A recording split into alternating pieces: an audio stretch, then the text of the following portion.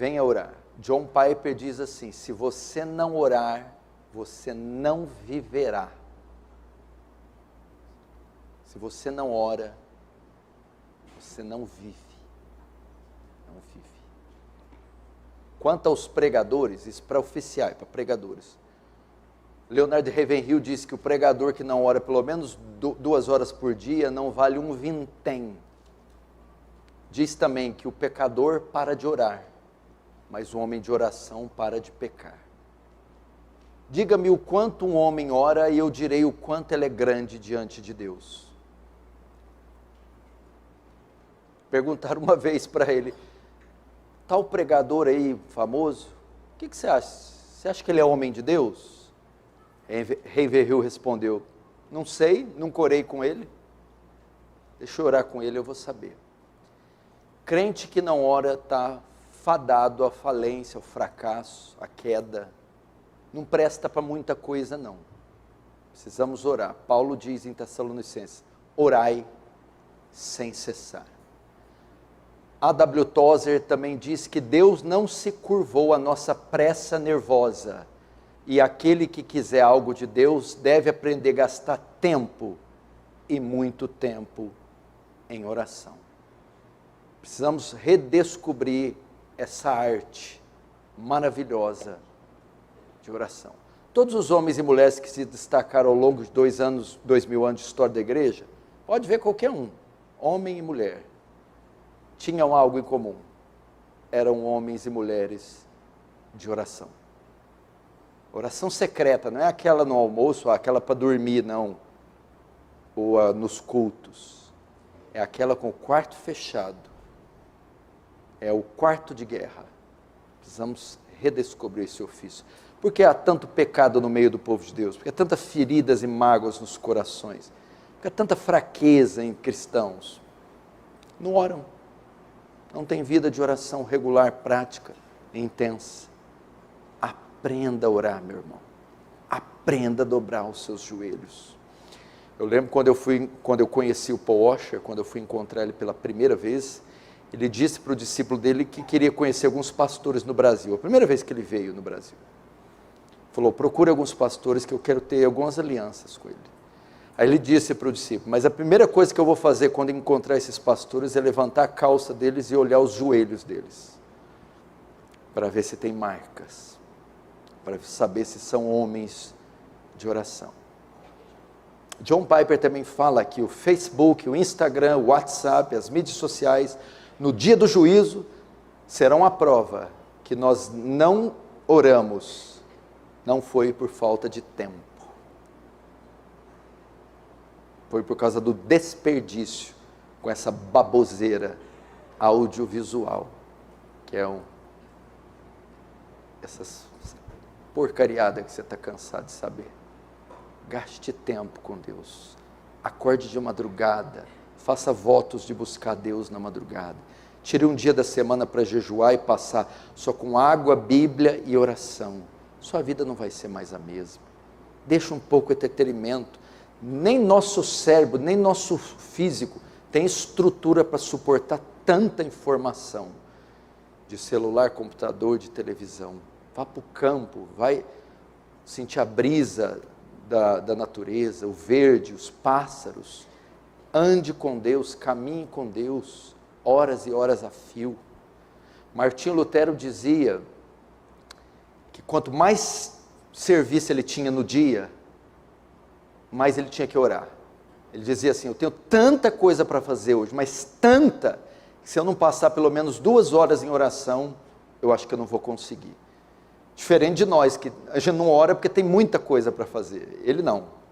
Tenho tanta coisa para fazer, que se eu não gastar pelo menos 2 horas com o Senhor, temo não conseguir realizar. Mulheres, onde estão as mulheres? Susana Wesley tinha 11 filhos. Tinha que cuidar de 11 filhos, mas conseguia arrumar tempo para se trancar no quarto sozinha e passar pelo menos 1 hora em oração com Deus. A mãe do Dr. Joel Bick, ele pregando aqui na Conferência Fiel 2012, disse que eu sou um homem que cresceu vendo minha mãe orar, por exemplo. Meu pai às vezes me chamava para sair, Enquanto isso, eu via minha mãe entrar no quarto para orar. Passava 2 horas, eu e meu pai retornávamos. E lá estava minha mãe ainda, imóvel, no quarto, orando. Precisamos de testemunhos como esses. Precisamos de mulheres como essas. Jovens, então. E os jovens? Não estudam, são preguiçosos, são mundanos, são carnais, são rebeldes, nem sequer sabem orar, quanto mais passar orando mais de 15 minutos. Temos que ensiná-los. Lembra de Daniel? Orava 3 vezes ao dia, de manhã, à tarde e à noite.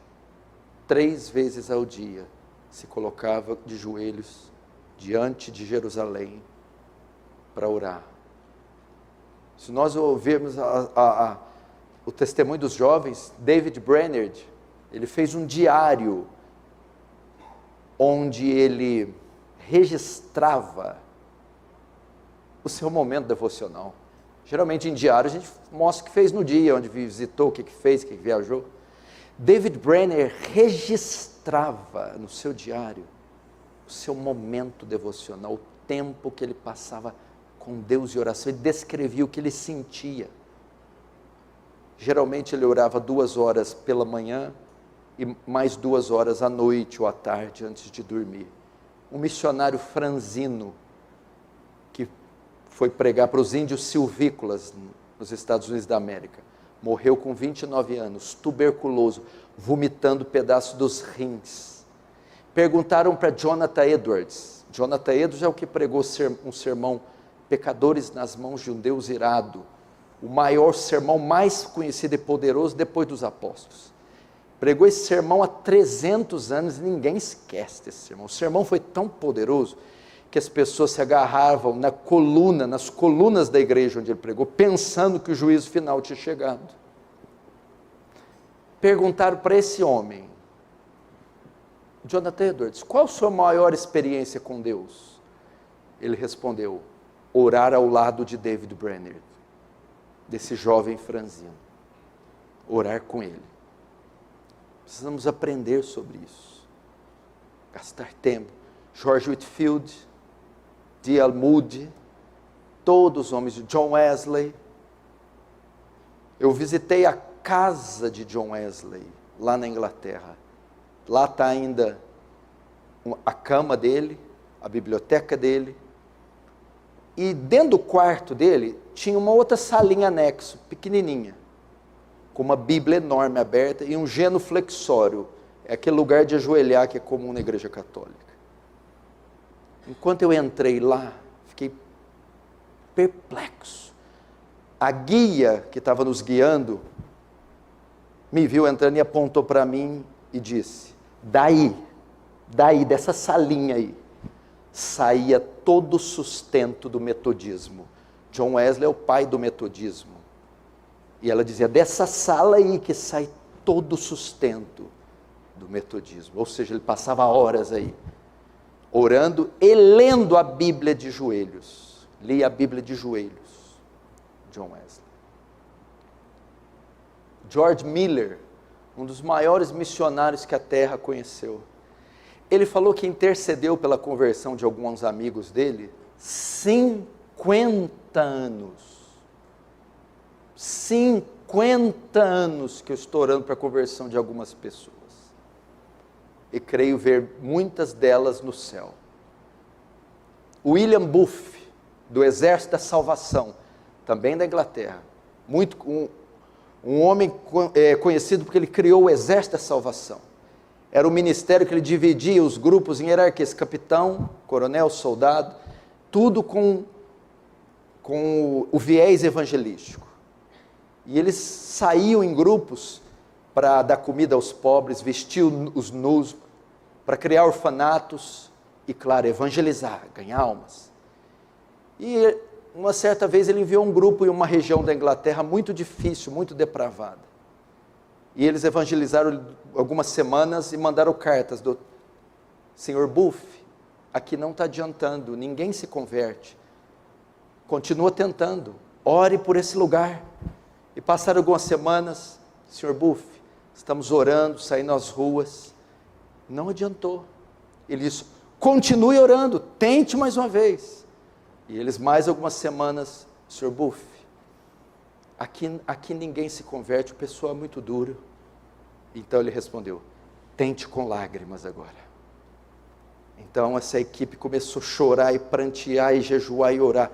Então, os corações começaram a se abrir e almas se converteram naquele lugar. Como começou o grande avivamento que varreu a Inglaterra?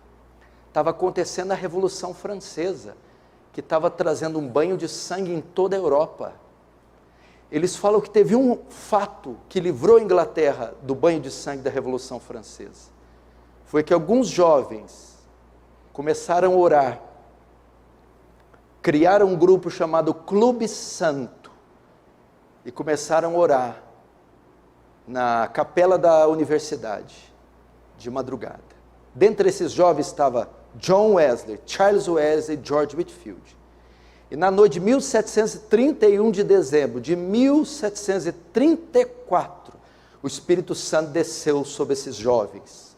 Então iniciou um avivamento que varreu a Inglaterra inteira, cujo maior nome foi John Wesley. Como começou?